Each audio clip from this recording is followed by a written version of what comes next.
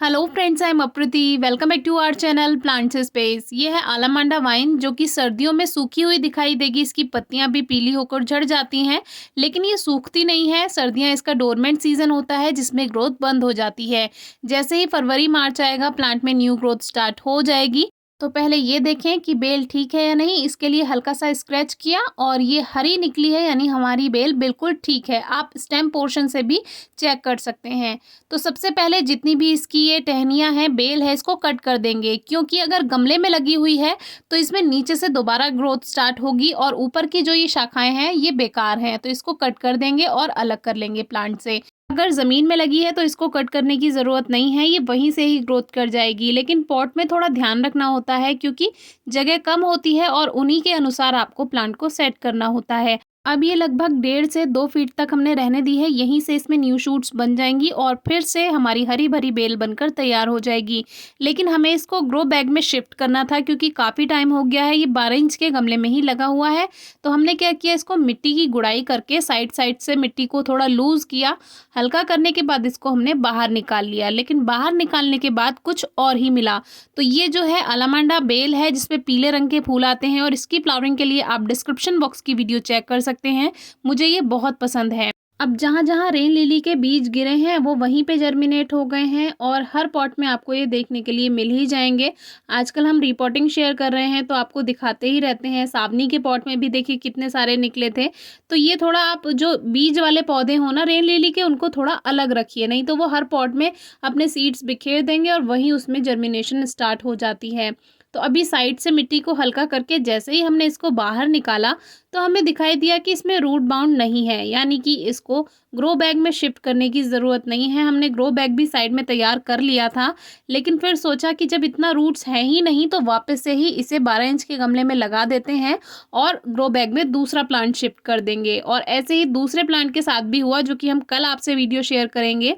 तो अभी क्या किया, जितनी भी एक्स्ट्रा रूट्स थी इसमें, वैसे एक्स्ट्रा है नहीं, लेकिन हल्का हल्का ट्रिम कर दिया और साइड से सॉइल को हटा दिया, क्योंकि जब नए पॉटिंग मिक्स में प्लांट जाता है तो वो और भी ज़्यादा अच्छी ग्रोथ करता है। इसीलिए जितना हो सके पुरानी मिट्टी को हटा दें, बस मेन रूट बॉल को डिस्टर्ब नहीं करना चाहिए। और इसीलिए आजकल आपको रिपोर्टिंग की वीडियोस देखना ज़रूरी है, क्योंकि हर प्लांट की रिपोर्टिंग अलग तरह से होती है और उसमें कुछ ना कुछ आपको नया सीखने के लिए मिल ही जाएगा।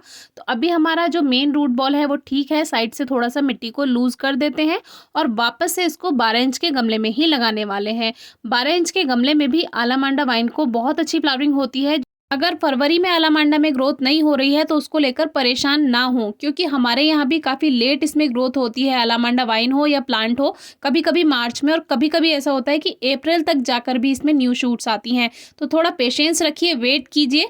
बाकी अलग अलग जगह का टेम्परेचर अलग अलग होता है। हो सकता है फरवरी में भी आपके यहाँ ग्रोथ हो जाए, ज़्यादा गर्माहट अगर हो आपके यहाँ पे। अब 60% सॉइल और 40% कावडंग यानी गोबर की खाद को मिक्स करके पॉटिंग मिक्स बनाया है। और ये हमारा 12 इंच का गमला, जिसका ड्रेनेज होल बिल्कुल ठीक है। इस पर एक पत्थर रखने के बाद हमने इसका ड्रेनेज सिस्टम चेक कर लिया और अब ये पॉटिंग मिक्स भर देंगे।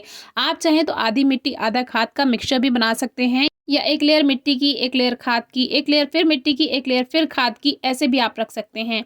अब प्लांट को एक बार रख कर देख लिया और बीच में एक लेयर हम खाद की बना देते हैं। ये बहुत फ़ायदा देती है, हर रिपोर्टिंग में आपसे शेयर कर रहे हैं हम। तो ये एक लेयर खाद की बना दी है और फिर ऊपर से एक लेयर मिट्टी की, जो पॉटिंग मिक्स बनाया हमने मिक्स करके खाद के साथ, वो हम फिर से एक लेयर बना देते हैं। और अब अपने प्लांट को रखने वाले हैं। ना प्लांट ज़्यादा अंदर जाए मिट्टी में और ना ही ज़्यादा ऊपर रहे। हमेशा लेवल को चेक कर लें। अब पॉटिंग मिक्स फिर से भरेंगे, बीच में फिर से आप एक बार खाद डाल सकते हैं एक लेयर और फिर से पॉटिंग मिक्स भर सकते हैं। तो ये आपका मन है, जो रिपोर्टिंग होती है वो आप अपने अकॉर्डिंग भी कर सकते हैं। हमारा काम तो आपको याद दिलाना है कि फरवरी चल रही है, अपने सभी प्लांट्स ठीक कर लें। जिसमें खाद मिलाना है खाद मिला दें, जिसको रिपोर्ट करना है रिपोर्ट कर लें, क्योंकि अभी बहुत ज़्यादा गर्माहट नहीं है मौसम में।